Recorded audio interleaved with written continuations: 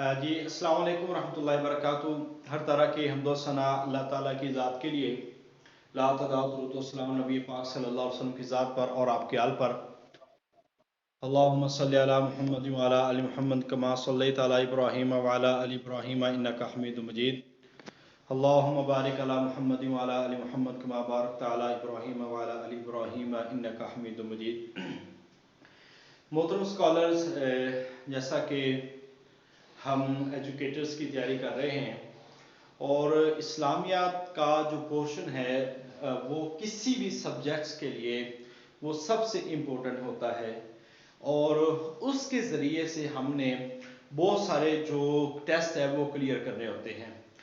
तो आज आपको इस्लामियात के जो टॉपिक्स हैं इंशाल्लाह उसके हवाले से मालूमात देंगे और कल आपका उर्दू का ये मैथ का लेक्चर होगा और साथ में इनके दोनों का लेक्चर कल एक होगा एक परसों होगा, वो आपका शेड्यूल के मुताबिक इंशाल्लाह ताला चलते रहेंगे।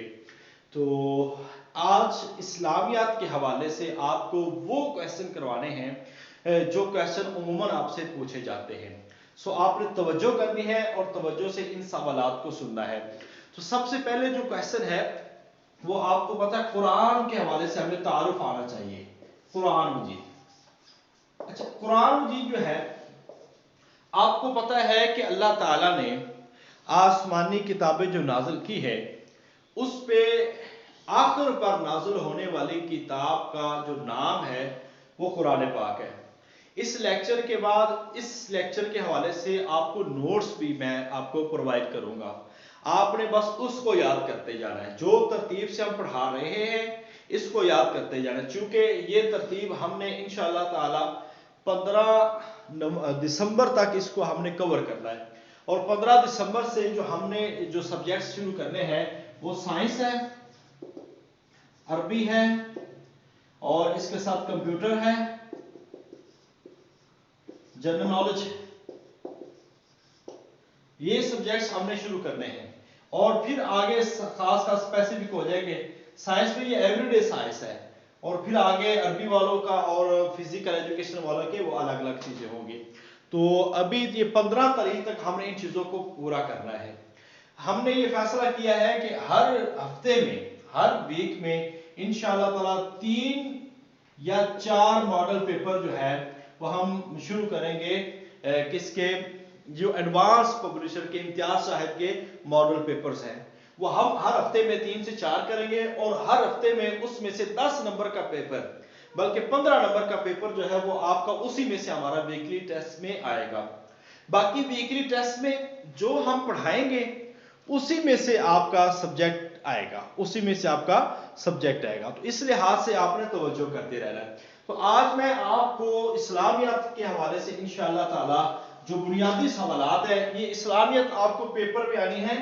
आपको कम से कम 12 से 13 नंबर की इस्लामियत जो एजुकेटर के अंदर आएगी, एजुकेटर के अंदर इस्लामियत।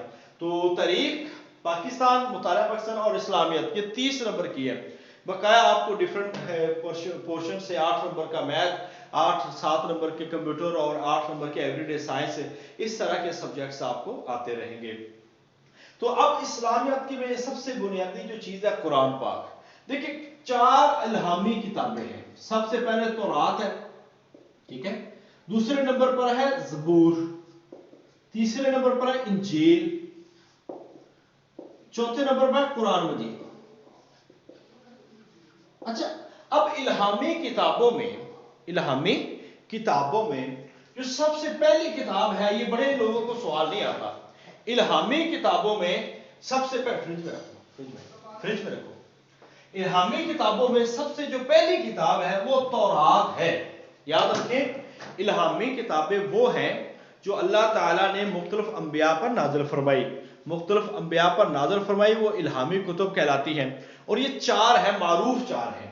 तो तौरात इनमें चारों में से सबसे पहले नाज़िल होने वाली किताब है और अब्रानी जुबान के अंदर है, अब्रानी जुबान है और ये नाज़िल हुई है हजरत मूसा अलैहिस्सलाम पर, हजरत मूसा अलैहिस्सलाम पर। एक ये याद रखना है। ज़बूर ये भी अब्रानी जुबान में है और ये नाज़िल होने वाली दूसरी किताब है हजरत दाऊद अलैहिस्सलाम पर, दाऊद अलैहिस्सलाम पर।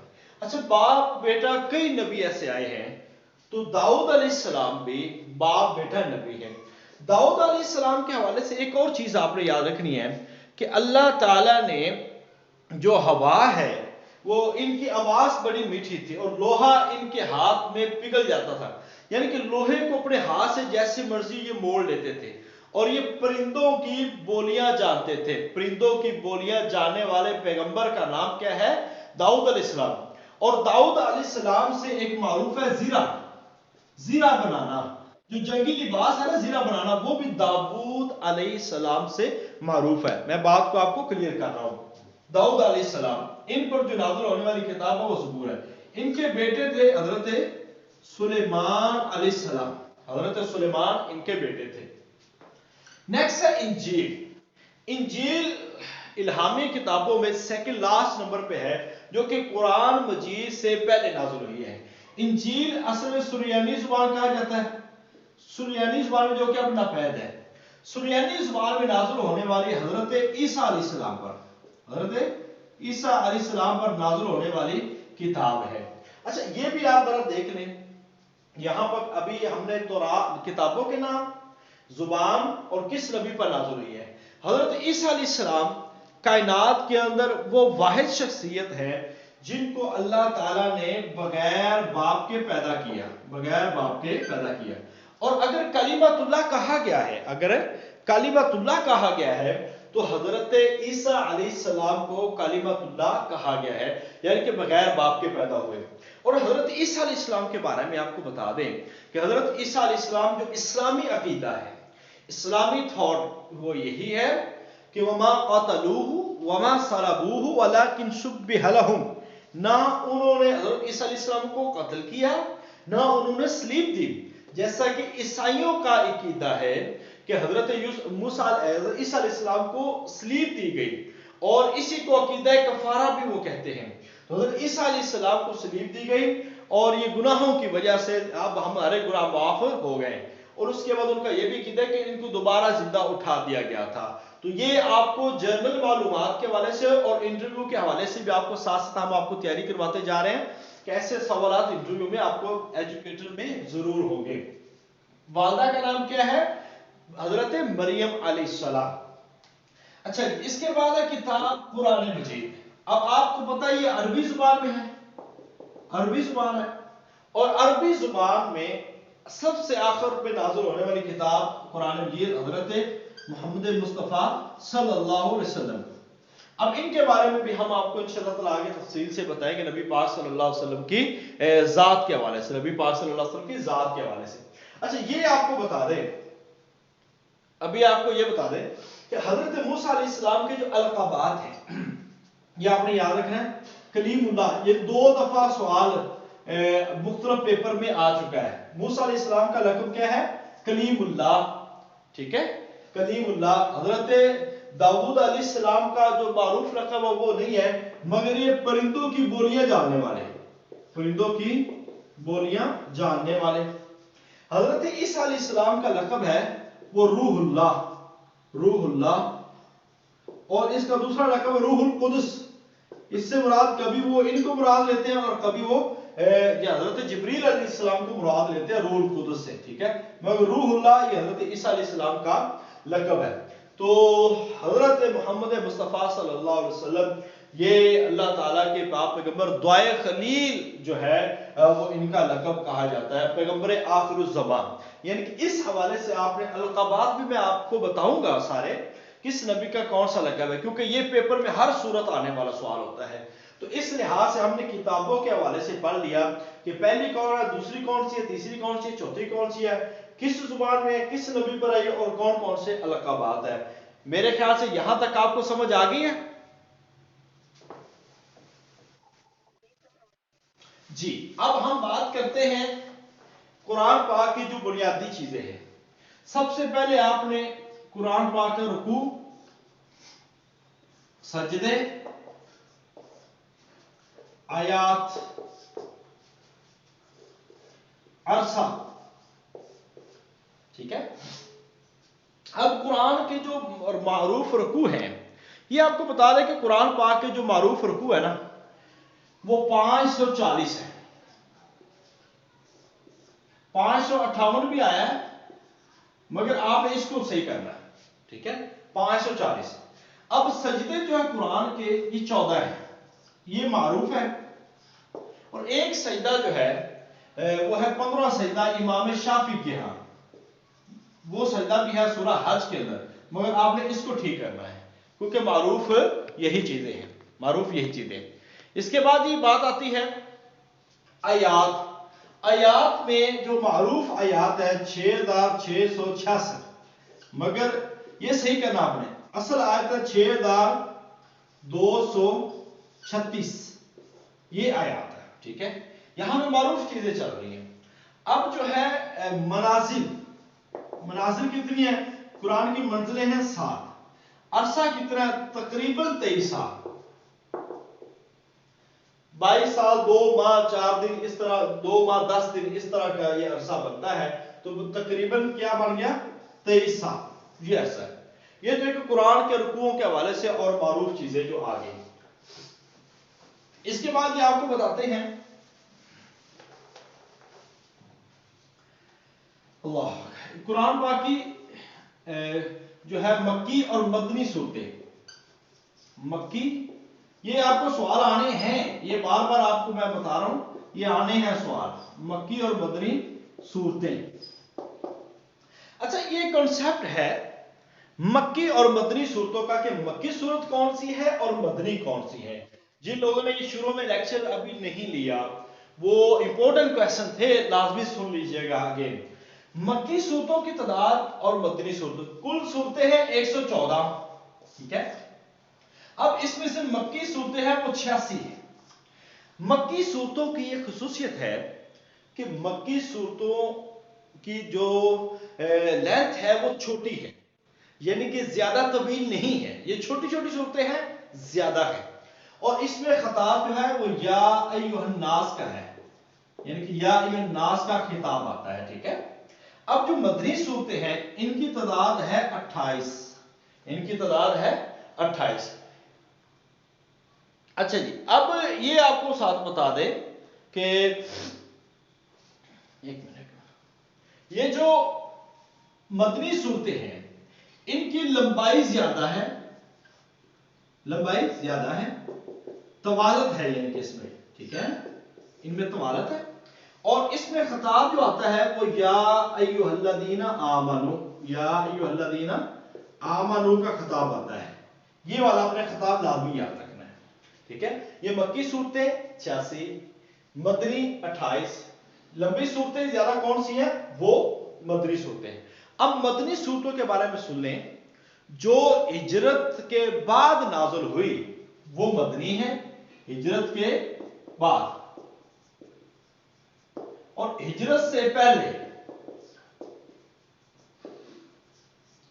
ہجرت سے پہلے نازل ہونے والی صورتیں مکی ہیں، اور ہجرت کے بعد نازل ہونے والی صورتیں کون سی ہیں؟ وہ مدنی ہیں. یہاں تک کہ بھی آپ کو انشاءاللہ تعالی بات کلیئر ہوگی.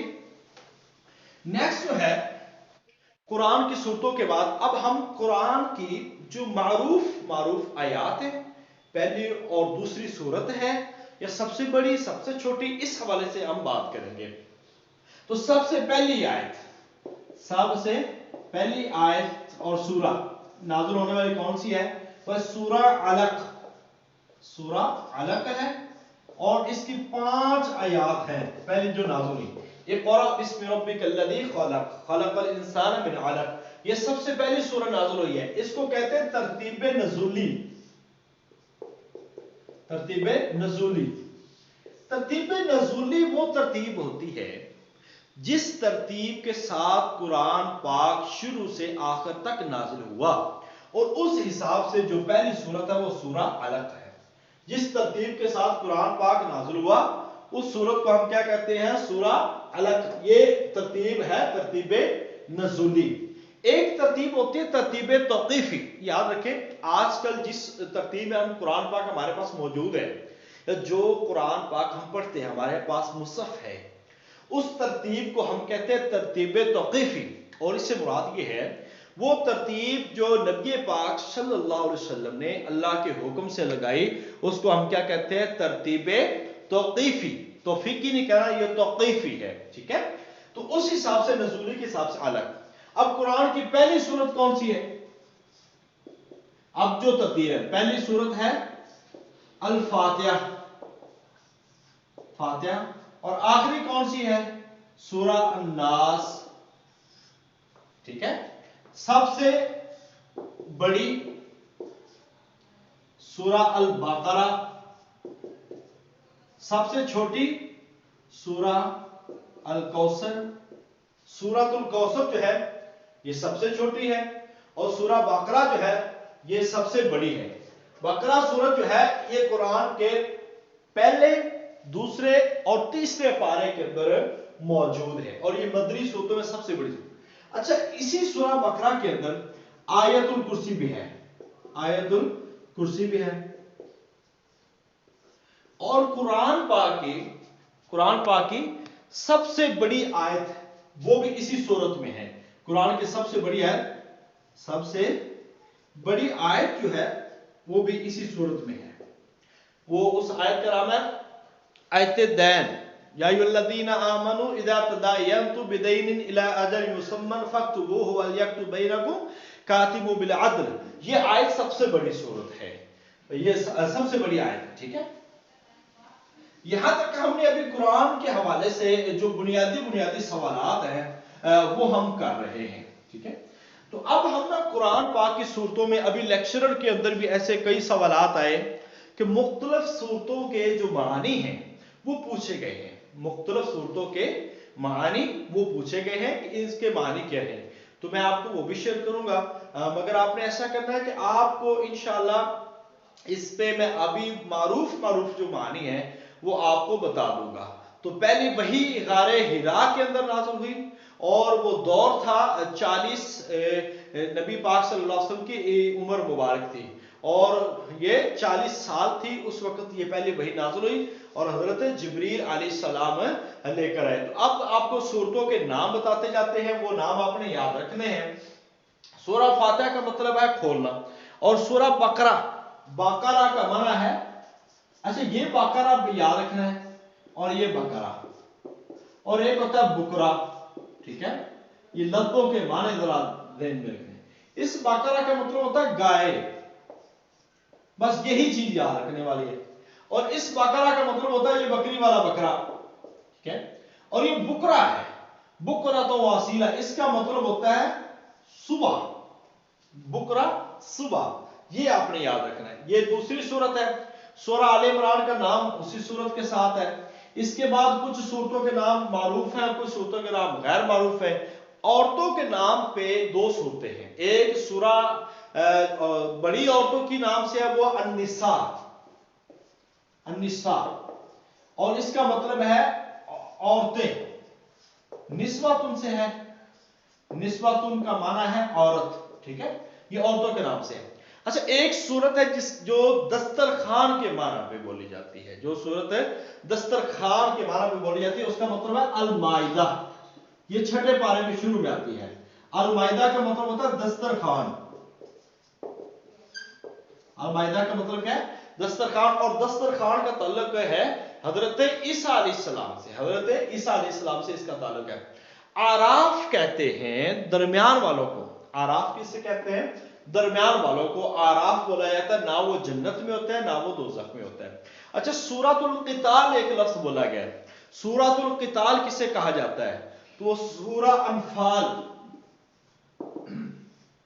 अनफाल जो है इसको सूरा क़िताल भी कहा जाता है। सिर्फ इसका लफ्ज़ी माना होता है माले गनीमत।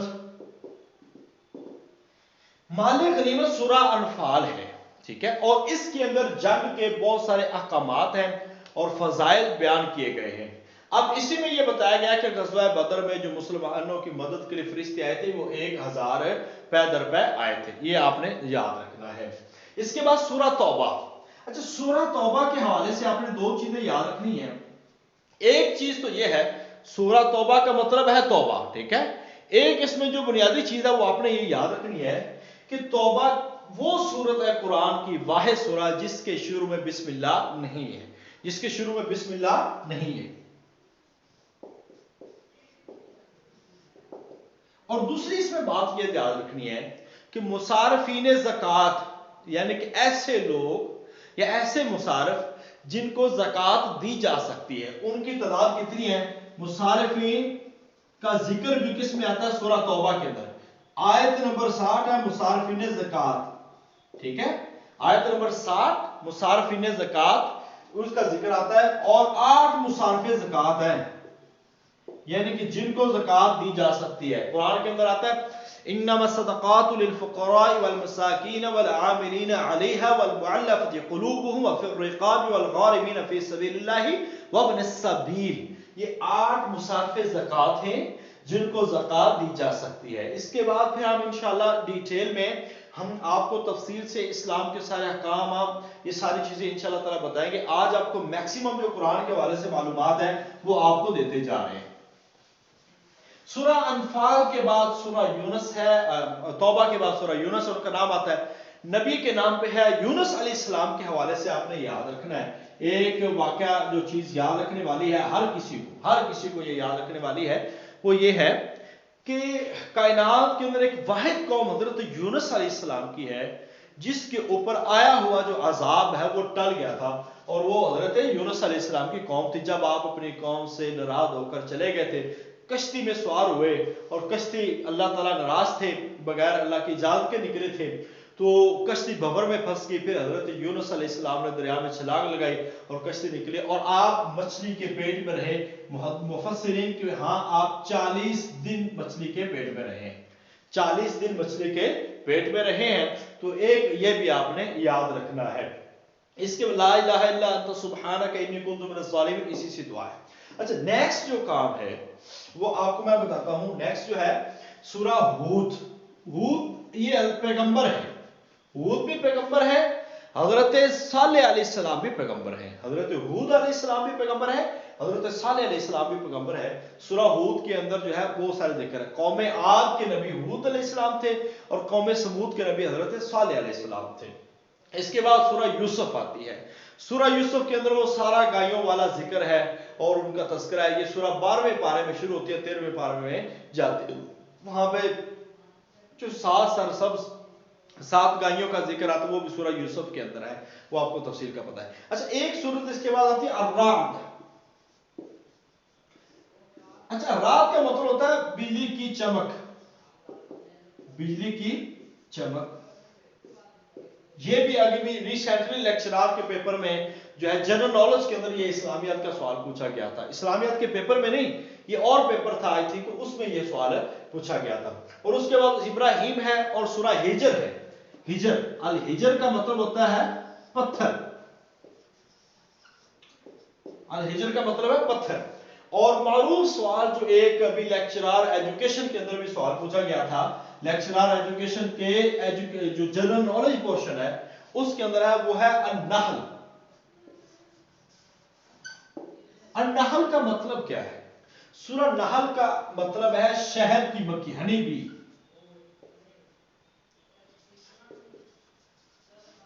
شہد کی مکھی، یہ سورہ نحل کا معنی ہے۔ اور اس کے بعد قرآن کی سورہ بنی اسرائیل ہے جس کا دوسرا نام اسراء ہے، اور معراج کی جو تفصیل ہے انہی 2 ہی صورتوں میں ملتی ہے، ایک سورہ بنی اسرائیل میں اور دوسرا سورہ نجم کے اندر۔ تو آپ کو یہ بتا دیں سورہ نحل جو ہے اس کا معنی شہد کی مکھی، اور اس کے بعد سورہ بنی اسرائیل، اور اس کا معنی بنی اسرائیل کا لفظی معنی اللہ کا بندہ، اللہ کا بندہ، اور یہ حضرت یعقوب علیہ السلام کا لقب تھا، حضرت یعقوب علیہ السلام کا لقب تھا۔ اس کے بعد ہم کہف کا ذکر کرتے ہیں۔ کہف، سورہ کہف جو ہے اس کا لفظی مطلب کیا ہے؟ غار، لفظی مطلب کیا ہے؟ غار، اور یہ اردن میں موجود ہے، غار یہ اردن میں موجود ہے، غار۔ اور ان میں اصحاب غار کے 309 سال سونے کا ذکر ملتا ہے کہ وہ سوئے رہے ہیں 309 سال۔ اس کے بعد سورہ جو آ جاتی ہے اسی صورت میں قصہ ذوالقرنین یاجوج ماجوج بھی اسی صورت کے اندر آتا ہے۔ اچھا جی، اب ہم آگے دیکھتے ہیں سورہ مریم ہے۔ سورہ مریم پیغمبر کے نام جو ہے حضرت عیسیٰ علیہ السلام کی والدہ کے نام پہ ہے۔ اس کے بعد سورہ طٰہٰ ہے۔ سورہ طٰہٰ کے حوالے سے آپ کو یہ بتا دیں، یہ معروف ہے کہ حضرت عمر علیہ السلام جب اسلام قبول کیا تھا تو اس وقت انہوں نے سورہ طٰہٰ کی آیات جو ہے سن کے اسلام قبول کیا تھا۔ دوسری بات اس میں یہ ہے کہ موسیٰ علیہ السلام کا ذکر اسی میں ہے۔ قرآن کے اندر سب سے زیادہ ذکر جو ہے حضرت موسیٰ علیہ السلام کا ذکر آیا ہے۔ قرآن کے اندر سب سے زیادہ ذکر ہے موسیٰ علیہ السلام کا، ٹھیک ہے۔ قرآن کے اندر قرآن کا لفظ 70 بار استعمال ہوا ہے، 70 بار استعمال ہوا ہے۔ کتنے انبیاء کا ذکر ہے؟ 26 انبیاء کا قرآن کے اندر نام لے کر ذکر ہے، 26 انبیاء کا نام لے کر ذکر ہے۔ نبی پاک صلی اللہ علیہ وسلم کا نام محمد صلی اللہ علیہ وسلم 4 بار آیا ہے، محمد صلی اللہ علیہ وسلم 4 بار آیا ہے قرآن کے اندر۔ یہ بھی آپ نے چیزیں یاد رکھنی ہے۔ تو سورہ مریم وہ صورت ہے جو نجاشی کے دربار میں حضرت جعفر طیار جو کہ غزوہ موتا کے اندر، سریہ موتا کے اندر شہید ہوئے تھے، انہوں نے سورہ مریم کی آیات پڑھی تھی۔ اچھا، اس کے بعد سورہ آتی ہے سورہ حج ہے، سورہ حج ہے، اور اس کے ساتھ پہلے سورہ انبیاء آتی ہے، سورہ حج آتی ہے، پھر سورہ مومنون۔ سورہ مومنون کا مطلب مومنون النور، سورۃ النور بڑی امپورٹنٹ ہے، جس کے اندر لعان ہے، واقعہ افک ہے۔ افک کا لفظی معنی تہمت لگانا، تو اس کا ذکر بھی اس صورت کے اندر آتا ہے۔ گھروں میں داخل استئذان کے حوالے سے اس صورت کے اندر آتا ہے۔ اور اس کے بعد جو سورہ آتی ہے وہ الفرقان ہے، فرقان حق اور باطل کے درمیان فیصلہ کرنے والی۔ آگے بہت ساری صورتیں ہیں جن کے نام ابھی آپ کو کچھ نہیں بھی، وہ جنرل میں آپ کو شیئر کر دوں گا۔ معروف نام ذرا سن لیں۔ ایک ہے سورہ نمل، اس کے بعد نمل آتی ہے۔ نمل کا مطلب ہے چیونٹی، نمل کا مطلب کیا ہے؟ چیونٹی۔ اور سورہ نمل کی ایک خصوصیت یہ ہے جو اکثر سوال بنتا ہے، وہ کون سی سورہ ہے جس کے اندر 2 مرتبہ بسم اللہ آئی ہے؟ تو یہ سورہ نمل ہے، سورہ نمل۔ اس کے بعد سورہ عنکبوت ایک ہے، ٹھیک ہے، ویسے تو سورہ قصص ہے نبیوں کے نام پہ۔ اس کے بعد ہے سورہ عنکبوت، اصل میں یہ مکڑی کو کہتے ہیں، سب سے کمزور گھر جو ہے وہ مکڑی کا، مکڑی، تو مکڑی کا گھر سب سے کمزور تصور کیا جاتا ہے، سورہ عنکبوت۔ اس کے بعد ایک سورہ حامیم سجدہ ہے، شہر کے نام پہ ایک سورت ہے سورۃ الروم، یہ ایک روم شہر کے نام پہ ہے، سورۃ الروم۔ اور ایسے ہی سورہ لقمان، ایک لقمان دانا اور حکیم کے نام پہ سورہ لقمان ہے۔ اور اس کے بعد سورہ حامیم سجدہ ہے، اور اس کے بعد سورہ احزاب ہے جس کا مطلب ہے گروہ۔ اس کے بعد فاتر ہے، فرق ڈالنے والی، الگ الگ کرنے والے، اور اس کے ساتھ ساتھ مختلف صورتیں آگے۔ ایک جو اہم صورت ہے اس کا معنی ہے دخان، جس کا مطلب ہے دھواں، یہ یاد رکھنے والا ہے۔ الزخرف، یہ یاد رکھنے والی ہے۔ زخرف کا مطلب ہے سونا، زخرف کا مطلب کیا ہے؟ سونا، زخرف کا مطلب ہے سونا۔ اور باقی جو معروف صورتیں ہیں وہ بھی انشاءاللہ تعالی آپ کو یہاں پہ ڈیٹیل میں نہیں بتا رہا، باقی کافی حد تک جو آپ کو پیپر میں آنے والی ہیں وہ ساری میں نے آپ کو یہاں پر آپ کو بتا دی ہیں۔ تو ان صورتوں کے نام اور باقی صورتوں کا نام انشاءاللہ میں آپ کو گروپ میں شیئر کر دوں گا، آپ نے ان کو یاد رکھنا ہے۔ اچھا، اب ہم بات کر لیتے ہیں قرآن پاک کے تراجم کی طرف، قرآن پاک کے ترجموں کی طرف۔ تو قرآن پاک کا پہلا ترجمہ جو ہے نا با محاورہ، با محاورہ ترجمہ جو ہے شاہ عبد القادر نے کیا ہے۔ اور ویسے قرآن مجید کا ترجمہ جو ہے اردو میں یہ ہے شاہ رفیع الدین۔ اگر آپ سے پوچھا جائے کہ قرآن پاک کا ترجمہ فارسی زبان کے اندر کس نے کیا ہے، فارسی کے اندر، تو فارسی میں ہے شاہ ولی اللہ رحمۃ اللہ علیہ، شاہ ولی اللہ رحمہ اللہ، شاہ ولی اللہ رحمۃ اللہ علیہ، ان کے حوالے سے ان کا نام آتا ہے۔ بس آپ نے قرآن پاک کے حوالے سے اور یہ چیزیں آپ نے ذہن میں رکھنی ہے۔ قرآن کے حوالے سے باقی اور بھی سوالات ہو سکتے ہیں، مگر جو آپ کو جنرل نالج کے اندر سوالات آنے والے ہیں نا، وہ آپ کو سوالات یہی آنے والے ہیں۔ تو قرآن پاک کب شروع ہوا ہے یہ آپ کو بتا دیا میں نے کہ نبی پاک صلی اللہ علیہ وسلم کی عمر مبارک اس وقت 40 سال تھی، 40 نبوی وہاں سے شروع ہوا اور یہ 63 سال تک جاری رہا ہے۔ اور یہاں پہ حضرت جبریل علیہ السلام لے کے آنے والے تھے، حضرت جبریل علیہ السلام لے کر آنے والے تھے۔ میں نے ابھی فرشتوں کے حوالے سے آپ کو نہیں بتایا، وہ بھی ذرا یہاں پہ آپ کو ڈیٹیل بتا دیتا ہوں۔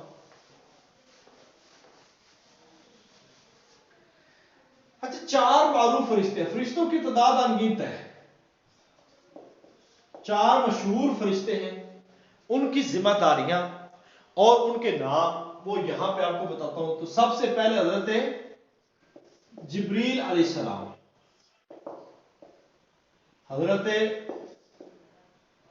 اسرافیل علیہ السلام، حضرت میکائیل علیہ السلام، حضرت اسرائیل آخر پہ رکھتے ہیں کیونکہ جب سارے کام ختم ہو جاتے ہیں پھر یہ حضرت اسرائیل علیہ السلام آتے ہیں اور بس لے جاتے ہیں اس وقت۔ اچھا، جبریل علیہ السلام، ان کی ذمہ بنیادی طور پر ان کو روح القدس بھی کہا جاتا ہے، روح القدس، روح القدس بھی کہا جاتا ہے۔ اور ان کے ذمہ وحی لانا، ان کے ذمہ کیا ہے؟ وحی لانا۔ وحی کی 3 اقسام ہے، وحی کی 3 اقسام ہے، یہ بھی آپ نے یاد رکھنا۔ حضرت اسرافیل علیہ السلام، اسرافیل علیہ السلام سور پھونکنے والے ہیں۔ سور پھونکنے، یہ سور پھونکنے سے مراد کیا ہوگا؟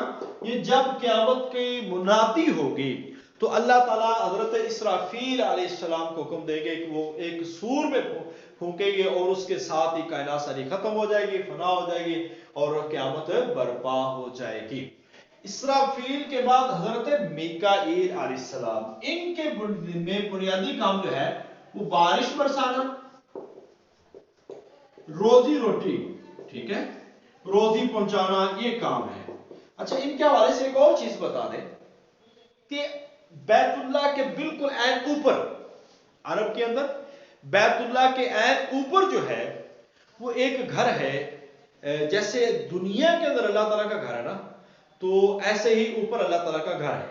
تو بیت معمور کے حوالے سے کہا جاتا ہے کہ بیت معمور، یہ ایسے لکھا جاتا ہے، بیت معمور یہ ایک اللہ تعالیٰ کا گھر ہے جو عین اوپر جو ہے بیت اللہ کے اوپر ہے، اور اس گھر میں حضرت ابراہیم علیہ السلام اس کو ٹیک لگا کے بیٹھے ہوئے ہیں۔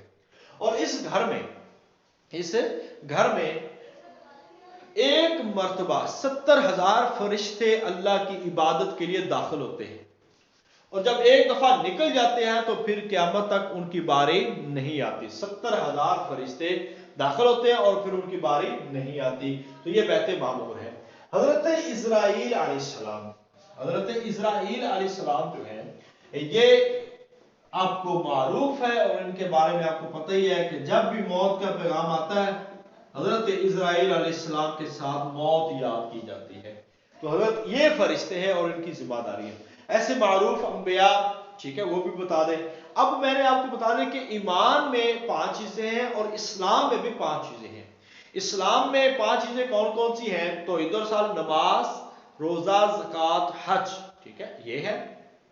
اور جو اسلام میں چیزیں ہیں وہ ہیں، ایمان میں چیزیں ہیں، اللہ پر ایمان، فرشتوں پر ایمان، رسولوں پر ایمان اور الہامی کتابوں پر ایمان اور آخرت پر ایمان، یعنی کہ 5 چیزیں اس میں ہیں اور 5 چیزیں اس میں ہیں۔